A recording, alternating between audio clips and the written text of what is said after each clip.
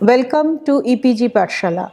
The paper which we are discussing, it's Art and Architecture of India, and under this paper, the particular module that we are going to discuss is Architectures of the Delhi Sultanate. And before going into the paper or the module in detail, I should introduce myself. Myself, Dr. Shutapa Sinha, and I am from the Department of Islamic History and Culture, University of Calcutta. Today's presentation, once again I am repeating, it's Architecture of Delhi Sultanate, and the learning objectives are Introduction to Indo-Islamic Architecture, Architecture of the Mamluk period, Architecture of the Khalji period, Architecture of the Tughlaqs, and which will be followed by the architecture of last two dynasties of Delhi, that is the Sayyids and the Lodi period. So when we are talking about in the architecture of Delhi Sultanate, it denotes a special kind of architecture which we generally call as Indo-Islamic architecture, because with the establishment of the Turkish rule in the subcontinent, Indo-Islamic architecture came into existence when Muhammad bin Sam made his capital in Delhi in 1193, that is at the fag end of the 12th century AD. These rulers had their origin in Central Asia and they came via Afghanistan. So naturally they brought with them a Central Asian style of architecture in mind. So when they came to India, the types and forms of buildings that was generally required by the Muslim elites were mostly mosques and tombs, what we generally categorize as the religious architecture of this period, because as per Central Asian canon or the Islamic canonical dictates of the kingship, a sultan, when he conquers a new land, he requests to read khutbah at the Friday prayer. So therefore he needs a mosque of his own, or a Jami mosque rather I should say, where the khutbah will be read, and therefore they need the two mosques as well as the tombs for their grave. But not only we are talking about the religious architecture, we are also going to study the secular architecture of this particular period. And these religious architectures, which consist of mosques and tombs, they are generally a large building, a square or a rectangular building, and topped by the large domes, and had a extensive use of arches. And essentially they used to consist of a single large space under a high dome. And that was actually as per the ideology or the concept of the Islamic religion, where the people could congregate or assemble in a large space, and then they can pray, they can make their prayer. And they were completely, these buildings were not completely devoid of decorations, but essentially they are devoid of figurative sculptures as part of their decoration. And naturally, when a new ruler came in a new land and they started to build their own buildings, they had to take the help of the existing or the natives masons, who were used to build the pre-Islamic buildings in India. They were highly skilled masons and craftsmen, and they used to produce stone masonry.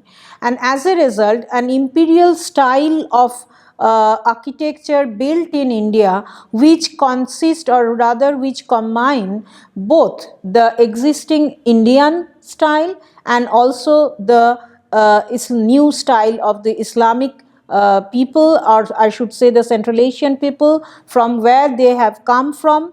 And naturally a new style of architecture evolved in India, which combined the technique and manufacturing the styles of existing style of the Indian architecture, and they have combined it with the Islamic style or the new religious or the Turkish style, we can say, with, and both of these together evolved a new genre. A variety of regional style also grew up following the imperial style. When we are saying that imperial style, that means the style that was developed by the patrons or the rulers who ruled from Delhi from 13th to 16th century, and accordingly the regional style has also developed when the regional kingdoms developed. The monuments of this period thus expressed Islamic, Persian, Central Asian, Arabic and Ottoman Turkic influences on their buildings. The very first period was a period of uncertainty and improvisation, as we have mentioned, because the people who came from the foreign land, they had to take help of the raw material which were locally available. They had to depend or they had worked with the locally trained masons, though they were very trained and skilled, highly skilled, but they were used to the style which was not actually the style what the patrons wanted to have here. Various problems therefore in the construction have arisen, and in the beginning they could not be solved very successfully. The arch and the domes were not constructed as per true principles. The arches were simply built in the corbelling system by laying the projected stones one upon the another, and then after laying those stones they have cut according to the curve of the arches. So the arches which were built during this initial phase of Indo-Islamic architecture cannot be said or cannot be designated as a true arch. These are actually all corbelled arch. That means they were built by corbelling system, and then the arch have been made as per the curve. The construction of domes were also made in this way only. The problem of constructing a circular dome over a square building was not correctly solved. Indian motifs were gradually replaced by the geometrical patterns and similar other Islamic motifs. So with this beginning or with this introduction to the problems and solution of Indo-Islamic architecture, we should start with the very first period of the Delhi Sultanate. As we all know, the first period was known as the Mamluk period, or some people say as a slave dynasty, and the first mosque that we see in Delhi is the Quatul Islam Mosque, which was built by Qutbuddin Aibak who ruled between 1206 and 11 and the mosque was built during the years 1191 to 98, which marks actually the beginning of the Islamic architecture in India. So far as the plan of this mosque is concerned, it is an open quadrangle enclosed on four sides by arcaded cloisters, and the one on the western side that is forming the prayer hall. The western wall, the prayer hall, is always on the side which is facing the Makkah, and that is called the Qibla wall. The materials which were used in the construction of the mosque came from the spoils of pre-Islamic buildings, and local indigenous masons and craftsmen, they were employed, who were actually not very conversant with the arcuate architecture. They were more conversant with the trabeate architecture of the pre-Islamic days. And arch screen is remarkable for its ornamental inscriptions in Arabic, which were written in Nash script. When we look at the photographs, we will explain the inscriptions in Arabic, which are especially in Nash script. Structurally also, these are not constructed in true scientific style. Instead of using proper voucher arch, the arch should obtained by laying successive courses of projecting stone in the corbel style, as I have already mentioned. So now if we look at the photographs on the left top side, that is the arch screen of in front of the Quatul Islam Mosque. Actually, the mosque was built by Qutbuddin Aibak, but this arch screen was executed, rather built, during the time of Iltutmish.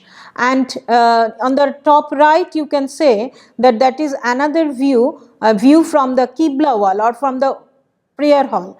The first one is from outside towards prayer hall, and the second one on the top to the right is from inside the prayer hall and looking towards the art screen, and we can see a stone pillar which is of course of earlier period, and generally we say these pillars as lat. If you look at the pillar, the line or the row of pillars inside the prayer hall, which is actually built by using pre-Islamic materials. The pillars are not at all Islamic in character in any way, and the method and the technique of the row of pillar, which is called bay and the aisle, in if we talk in architectural term. So there are several bays and aisles which forms the prayer hall, and in front of that we can see a open courtyard. So these type of mosque are generally called an open courtyard style or a hypostyle mosque. If you look at the plan, ground plan of the mosque or the entire complex, we can see that in the green area, the green box area, which is actually the ground plan of the Quwatul Islam Mosque, and the outside one is a cloistered veranda which has been enclosed the entire courtyard, and there you can also find the place of the Alai Minar and the Alai Darwaza, etc., those which have been built in the later phase or in the later period during the time of Alauddin Khalji. But this is actually a open hypostyle mosque having a Qibla wall and a prayer hall on the west, and on its three sides, that is on the south, on the east and the north side, there are entrances to enter into the entire mosque complex.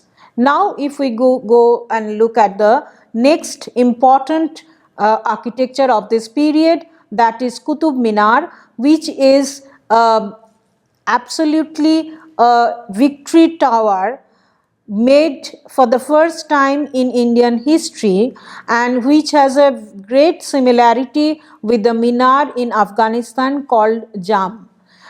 So, and this minar is called Qutub Minar as it is in the Qutub complex, and it was founded by the same ruler Qutbuddin Aibak and completed by Iltutmish. This minar has 5 stories, diminishing in size at the top and very broad at the bottom. The lower 3 stories, which were built of buff and red sandstone, you can see when we are looking at the photograph, and the lowest story has 24 flutings. 24 flutings which are alternatively round and angular. The second story has only round flutings, whereas the third story has only angular flutings. The upper 2 stories actually are later replacement. They are round in section and faced with marble. When we are talking about these architectures, we are always saying that it is in marble or in red sandstone or sandstone, because for architectural history, the building material is very important. So whenever we look at any architecture of any particular period, we should consider the building material those have been used to build that particular monument, and generally as per norm people generally use the locally available material. So in the very first period of Indo-Islamic architecture, they have used the locally available material, that is red sandstone, and also they have used the materials or the spoils of the pre-Islamic period, the building materials of the pre-Islamic monuments which were locally available. So now we are coming to another very prominent and very famous building of that period of Qutbuddin Aibak. This is once again built by Qutbuddin Aibak, but this is not in Delhi. This is in Ajmer in Rajasthan, and it's called Arai Din Ka Jhopra. And as you see the photographs, you can see the building is absolutely different in color as we have seen for Quwatul Islam Mosque and Qutub Minar. This is totally yellow in color. So it is made of yellow sandstone, and which is locally available in Ajmer area of Rajasthan. And if we have to also look at the ground plan of the Arai Din Ka Jhopra, the name is Arai Din Ka Jhopra generally people believes that it was built within 2 that is 2.5 days, but actually it was not. Scholars have different opinion about it. Some people say that there is a mela or the fair which used to hold for 2.5 days, that's why it is named as Arai Din Ka Jhopra. Or some scholars said that it took actually 2.5 years to complete this construction, and that's why it was named so. But we should not go in that kind of terminology, rather we should concentrate on the architecture, on the rather the plan of the architecture, ground plan. And here also you can see that the complex which is covered on 4 sides, the western part is the modern is the prayer hall, which has this art screen in front, and on the 3 sides of it, it has again got the cloistered veranda, or which are actually capped or topped by, covered by the domes. So the entire structure, we can say it is a domical structure covered by domes, having a very wide courtyard in the middle. On the 4 corners there are corner minarets, but well, as we progress, as we go on, we will discuss about the features of this mosque. It was in style and construction, it of course it resembles the first mosque, that is Quwatul Islam. It is more spacious and dignified, and the errors which were occurred in case of Quwatul Islam have been correctly laid out in this case. Its colonnades are not overcrowded with pillars, as we have seen in case of Quwatul Islam. If we look at this, the inside of the mosque, we will find that they are very systematically laid out and not so crowded, and they are very high in length. Actually, each and every pillar was built by adding 3 pillars in length. So it is very high, and on the top of the building it is covered by flat roof as well as the domes. So both the trabeate and arcuate style of architecture was implemented. Moreover, the pillars and domes are very symmetrically placed, resulting in a great beauty. Till now we were discussing about the mosques, that is Quwatul Islam Mosque and Arai Din Ka Jhopra, and we have also mentioned about a minar, which is a very unique architecture in the Islamic period. But now we are we are going to talk about another kind of architecture, that is tomb architecture.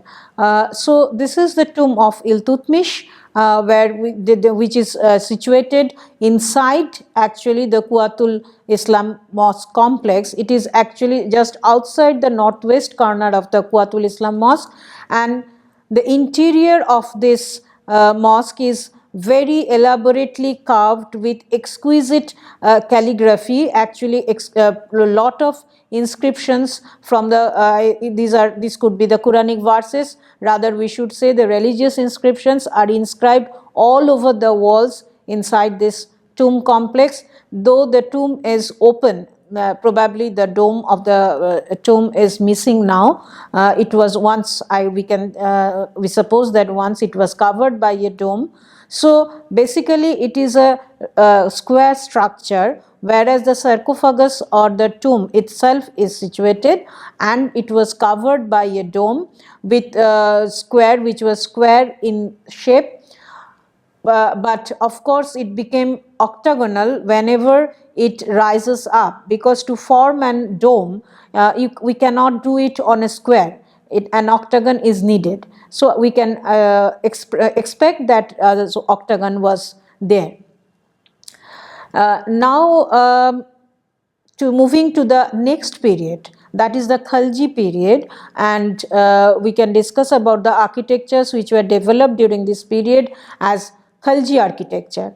And we, of course, we will talk about Alauddin Khalji, the great Sultan of this period.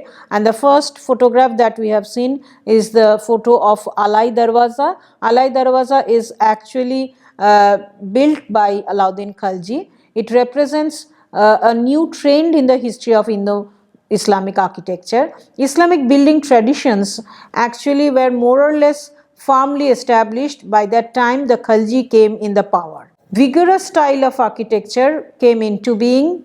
The architecture of this short period is marked by a fully developed style both building technique, architectural form, and also in ornamentation. We should say that it is a fully developed style that we find during the time of the Khaljis.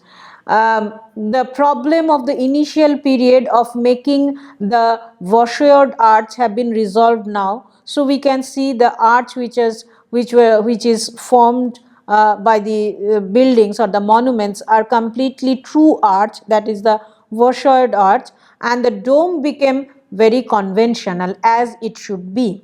So naturally, Alai Darwaza is also a good example of that mature, I should say, the mature stage of this Khalji architecture, which is moderate in size, and it consists of a square hall which is covered by a single dome. Its beautiful symmetry of form and smooth curves of its pointed horseshoe shaped arches generally speaks about the development of the Indo-Islamic architecture in this subcontinent. These arches are also characterized by the bud fringe of their curves, creating an impression of spearheads. And the technique of constructing dome and squinch system came into being for the first time in case of Alai Darwaza. We will explain what is a squinch when we will look at the photographs where a squinch is shown. And workmanship of the exterior walls, also faced with sandstone and marble, deserves special mention. Another mosque of this Khalji period is Jamaat Khana Mosque, that Alai Darwaza, probably the technique of building or manufacturing Alai Darwaza must have inspired this manufacturing of this monument, that is called Jamaat Khana Mosque, and it is actually a three-domed mosque which is covered by three domes which are entirely cased by white marble. Situated to the immediate west of the tomb of Hazrat Nizamuddin Auliya at Delhi, this is the earliest example of mosque constructed as per Islamic principles. The whole structure is rectangular in plan. Three shallow domed chambers we can find on standing on the arched entrances. Each arched entrance is surrounded by carved inscriptions. Inscriptions, of course, in Arabic during this period and written in Nash script. Interior design of the central chamber is supported with squinch arches. That means the arch which is supported by the squinch. Entrance arch of the central chamber has a beam on brackets under it. That means again it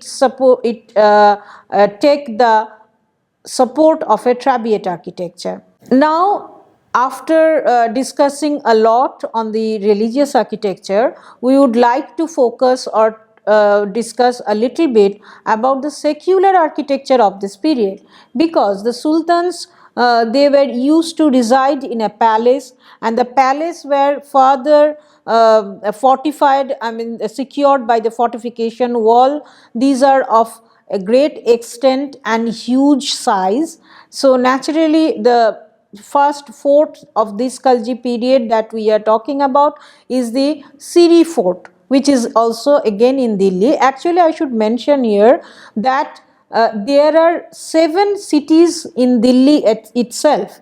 So there are 7 cities built by different sultans, 5 by different sultans of this Delhi Sultanate period, and the later 2 cities were built by the 2 Mughal sultans that we will discuss later on. So this was the city wall of Fort Siri, which was built by Alauddin Khalji. Very little of its remains has survived today, and whatever we can see, it is a huge wall built by random rubble stone masonry, which have a round and tapering bastion at the different intervals. Battlements are there at the top of the wall, and also the loopholes within, that we can see the loopholes for the watchmen and the soldiers to keep the watch from inside, and it gives indication of a fort architecture for the first time in the Islamic period, particularly of the Khalji period. Now we are again coming back to the tomb architecture of Alauddin Khalji, that is the tomb of Alauddin Khalji. An adjacent madrasa or college is also built by him. These structures indicate the extent of the building activities of this period. We can understand that, when we are talking about the first period of the Mamluks, we did not find so much of building activities in Delhi, but this is the period when it took a big turn, and it was very important to mention that the development took place, development in different cases took place during this period, and the expression of that development is, we can say, it is coming through this architecture or through these buildings that we are looking at. Unfortunately, these are too ruined. Not all these architecture are extant. Most of them are too ruined to understand the development. Next, the architectural style that we are talking about is also developed, combining once again the Trabeate style and arcuate style. Though we say that arcuate style has developed much. A little far away from Delhi in Rajasthan, we can say, or we can talk about another masjid which is or mosque which is very important to note. That is called Ukha Mosque or Ukha Masjid, which was built in 1320 at Bayana in Rajasthan, which is a notable example of Khalji architecture. And it was built in a usual mosque of open courtyard style that I have already explained, and the surrounding cloisters are there. The cloisters are in two-storied style. It was built during the reign of Kutubuddin Mubarak Khalji, and the details of his entrance is inspired by the ornamentation in the Kutub buildings, but of course of not that superior quality. It is a regional version of imperial style of Khalji architecture. Another mosque we can we should mention here in Rajasthan, once again in Rajasthan, is the Topkhana Mosque and the Idgah, which was built in 1316 and 1318 respectively. These Topkhana Mosque and Idgah, they are of quite of architectural importance. The lace-like pattern of the stone lattices indicate Gujarat influence. Actually, stone lattices were made by the masons of Gujarat very nicely. So it could be the case that the masons of Gujarat were brought in to Rajasthan to build these lattices, or it could be the case that the lattices were built in Gujarat and then they were brought to Rajasthan to place in this Topkhana Mosque. The Idgah is actually, I should explain, Idgah means it is an open mosque. It is only a huge enclosure, a huge area or huge courtyard which is enclosed by an wall on four sides of it, and the western wall of it should be treated as the Qibla wall, which could have the mihrab where the people should pray for their prayers, the daily namazes. So in this case also, in this Idgah, it is an elegant building of usual one wall plan, that we say one wall plan, and its side buttress like tower is with circular and angular flutings. Now if we consider that we have entered into the 14th century with the Khaljis, Khaljis did not rule for a long period. So the next dynasties which came into the power in Delhi was the Tughlaqs, and the period expansion of Tughlaq is from 1320 to 1412, almost for a century that they have ruled. The three important rulers of this period, as we all know, it's Ghiyasuddin Tughlaq, his son Muhammad bin Tughlaq, and Firoz Shah Tughlaq. But even after Firoz Shah Tughlaq, this Tughlaq dynasty continued for 30 to 40 years. But today we will focus on the buildings or the monuments which were quite important and patronized by these three rulers. So the buildings which were built during this Tughlaq period have made a great impact on the architecture of the regional kingdoms like Deccan, Jaunpur and Malwa, which we will of course discuss in the next module.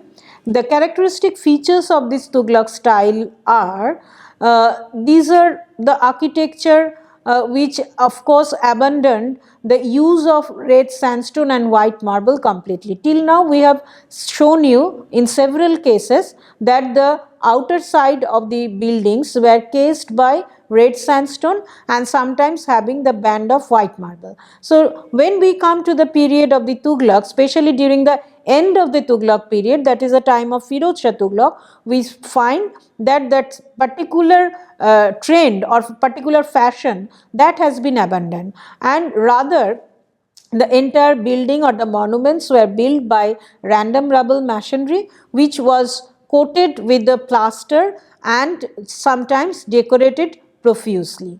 Decorations includes inscribed borders, medallions on arches and spandrels. The walls could also be decorated with encaustic tiles. Gilding and decorative painting on plaster are very common. The architecture of this period is very heavy and massive in appearance. Sometimes we call this architecture as a military architecture. That means which express a very virility and strength. It's a very heavy. Sometimes we can also say that is very masculine in character. The walls are very thick and the walls are sometimes battered or sloping. Squinch arches and triangular pendentives are also commonly found for this architecture.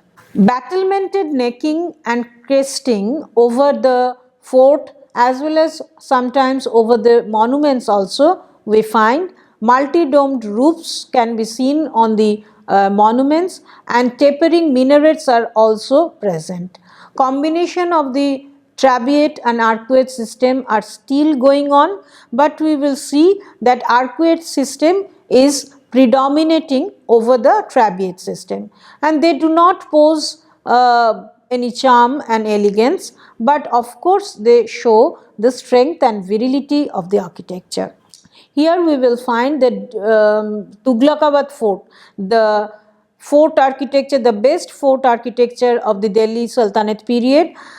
This Tughlaqabad fort is actually built by Sultan Ghiyasuddin Tughlaq. Ghiyasuddin Tughlaq established the fort city which is known as Tughlaqabad fort, and here on the top left side you can see the huge Tughlaqabad fort wall, which is strengthened further by a number of bastions which are almost semicircular in shape and built by hugely cut stones.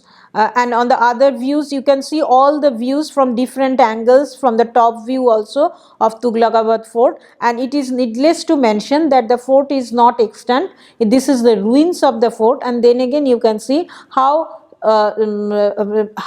strength and virility is expressed through this type of architecture. It is actually the earliest monument of Tughlaq period and the first of the city palace fort series. Within this we can see the streets and palaces, the terraces of course, not the extant one. Sharply sloping wall is the main characteristic feature of this huge irregular stone involved in that. Colossal circular bastions you have seen, which is made in close intervals, and a series of loopholes were also created to give you an impression of great strength and solidity. It is the most outstanding monument of this period, and it was built during 1325 or so. It is in perfect, if we look at the photograph, which is the tomb of Ghiyasuddin Tughlaq. Tomb of Ghiyasuddin Tughlaq is interestingly situated within a fort-like enclosure. So generally we say that it's Tughlaqabad fortress, and it stands extant, completely extant, perfect in preservation state, and it is of considerable interest. The basic plan of this tomb of Ghiyasuddin Tughlaq is square, but the walls are sloping, and entire monument is again encased by red sandstone. Though in case of Firoz Shah Tughlaq we said that this system has been abandoned, but in the earlier period, during the period of Ghiyasuddin Tughlaq, that tradition of earlier period of red sandstone and marble was still there. So the tomb is decorated on outside with some bands on white marble. It is surmounted by a single dome which is faced entirely again with white marble. The characteristic of the dome is especially that its sloping walls. The wall is a sloping wall or like battered wall, and it is of course a new feature of this period. Now we can have a look of the tomb itself. The heavy stone finial over the dome is earliest of its type, and it is a notable feature. We should take note of it. The keel-shaped arch that has also developed into a slightly pointed curve at its top. So that is also new in that way. The use of trabeate system may also be noticed in a lintel area. The lower part of the arch is supported on the brackets, which is once again a trabeate system. Minor defects of design and workmanship are also found visible. That is there. We cannot say that is the Tughlaq's tomb is perfect in all respect. No, it is not. This tomb of Tughlaq Shah is an outstanding monument in that way, so far as the architectural history of Delhi Sultanate is concerned, and it is a mark of a new phase in Indo-Islamic tomb architecture. Here is the entire view, a broad view, how the tomb itself is situated within a fortress. The fortress is actually pentagonal in shape or pentagonal in plan, and the walls is same huge wall with battlement on the top and the loopholes around, having only corner bastions, and probably the tomb, we do not know why, but they wanted to make sure that the security should be very high in this case, and that's why they have built the tomb within this fortress. Now we are talking about the architecture of the next Sultan, which is who is Muhammad bin Tughlaq, and he also constructed a fort city which is called Adilabad Fort, and it was built probably as an outwork of the Tughlaqabad fort, though much smaller in size, and its walls are not so thick like Tughlaqabad. Muhammad bin Tughlaq also built another fortified capital in Delhi, which is known as Jahanpana. In this place, in this fort, Adilabad fort, we can see that palace of 1,000 pillars, which is commonly known as Bijay Mandal. On our right side, we can see that Bijay Mandal within the Jahanpana, the another capital city or the fort city of Muhammad bin Tughlaq, and this the system of intersecting walls, which is a very key important feature for the later monuments of Indo-Islamic style, which appears for the first time in this case, in this building of Bijay Mandal, which is actually the palace. Now we are coming to the end of Firoz Shah Tughlaq's period, which was patronized by Firoz Shah Tughlaq. The building activity indicate a marked change in style. The walls were generally built with thicker at the base than at the top, and tapering bastion like round towers we can find at the corners. The buildings built during this period were decorated with gilding and painting on plaster as the wall decoration. Firoz Shah's capital at Delhi was known as Kotla Firoz Shah, another fort city in Delhi. It is presently a mere shadow of its original shape. The entire fort is almost in ruinous state. Notable feature of this particular Kotla Firoz Shah is the appearance of machicules, the system which was first introduced in India, which is of course strengthened the security system of the fort of the Sultanate of Sultans of Delhi. A notable building can be noticed, which is extant till now, is a pyramidal structure on which the Ashokan pillar is standing in the middle. This building consists of 3 stories of square terraces with vaulted cells. Another important building within this Kotla Firod Shah is the Jami Mosque, which seems to have been originally an imposing building of 2 stories. It followed the usual open courtyard and cloistered pattern or style, and entrance is in the form of a domed hall, which is very similar to Tughlaq's tomb. Now you can see the pyramidal structure of inside the Firod Shah Kotla, and also we can have a look of the Firod Shah's palace, which is absolutely in Trabeate style, and this is the Jami Mosque of built by Firod Shah Tughlaq or his nobles, probably Khan Jahani Telangani, one of his important nobles, who built this Jami Mosque, which was actually have a very prominent entranceway apart from its inside. And 2 other mosques we should mention in this case, that is the mosque Khirki Mosque, which is very peculiar in plan, unlike the other open courtyard style. You can, if you look at the plan at the top, you can see that the entire mosque is actually divided in 4 small in 4 quadrants, having 4 small courtyards in between.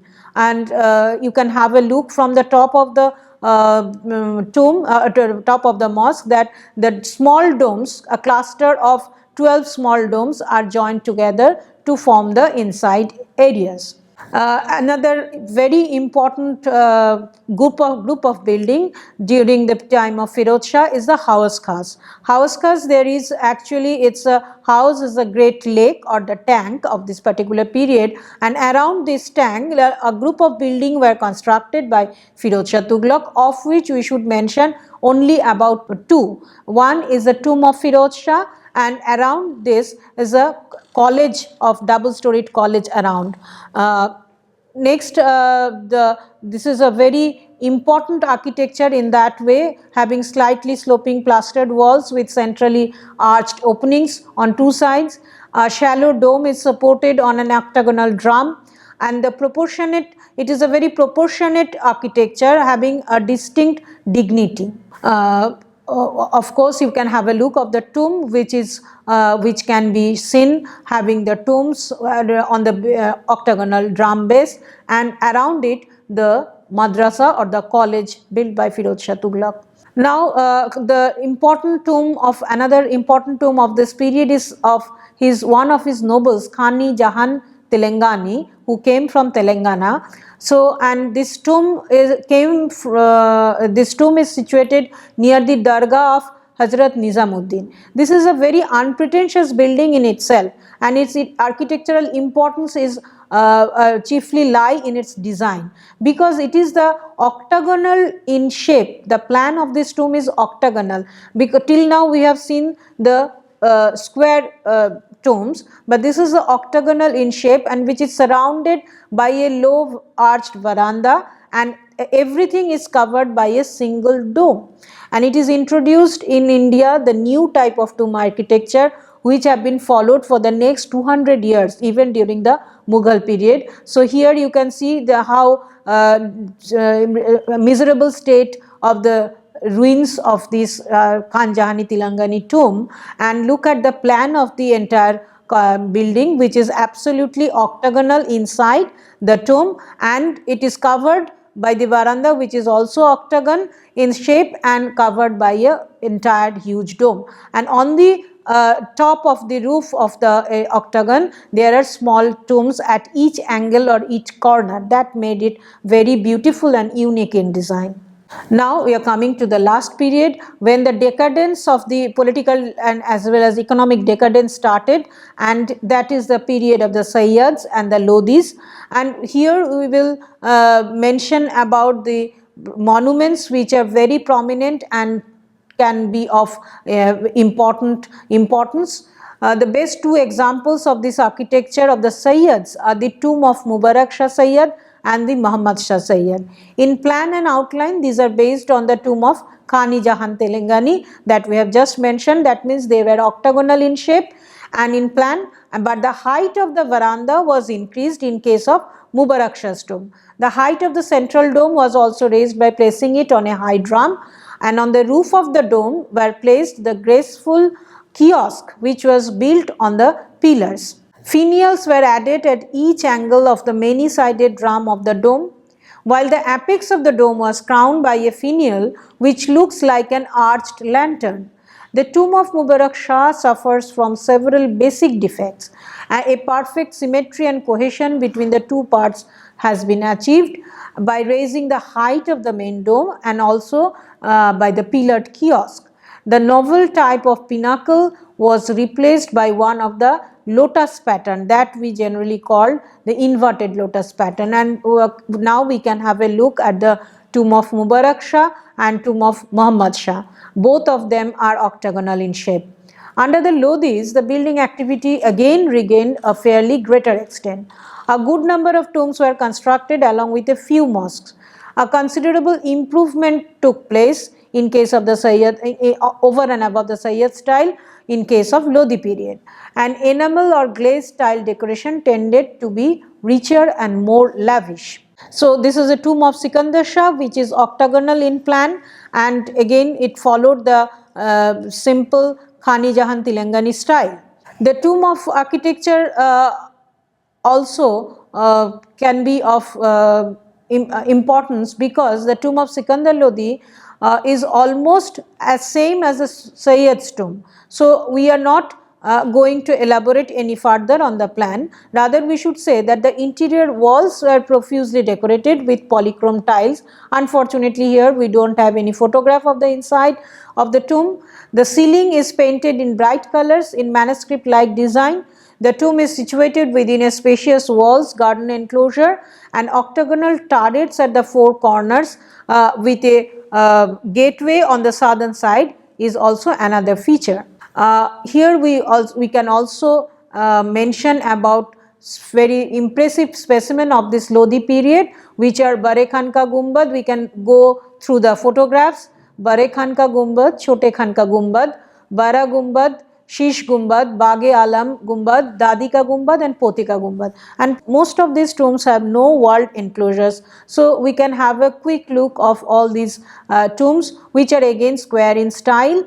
The Shish Gumbad is octagonal, but Dadi Ka Gumbad and Poti Ka Gumbad are also again square in style, not following the octagonal shape. Therefore, we are coming to the very end of this period, Lodi period, and we will only mention about one more mosque, that is Motki Masjid, which is regarded as the best of the Lodi period and considerably large in size. It is in fact the largest mosque of that age.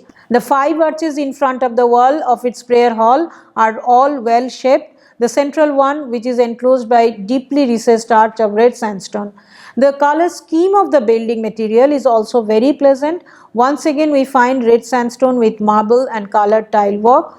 A mosque is remarkably similar to Motki Masjid is Sohana in Haryana. Now we can have a look at Motki Masjid, which is the first one is the facade, and then the view from the back side of the masjid and the arched interior aisle of arched aisle. We can have a look, and to summarize the whole thing, we can say that it is marked this period from 13th to 16th century marked the first beginning of the Indo-Islamic architecture. The period covering 3 centuries, it saw the origin of a new genre in Indian architectural history. It combines both the existing architectural features of pre-Islamic period, that is Trabeate, with that of the Central Asian, especially the style of Iran and Afghanistan, which is of arcuate style, and therefore a new style emerged by assimilating the two style, the Trabeate style and the arcuate style, and a considerable amount of development took place over these 3 centuries under the patronage of Delhi Sultans and also under the patronage of regional sultans.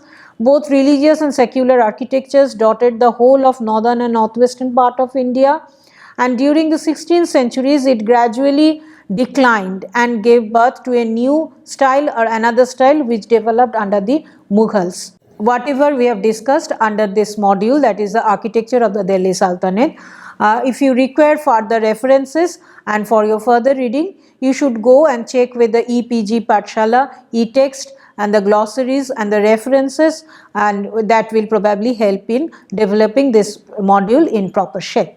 Thank you.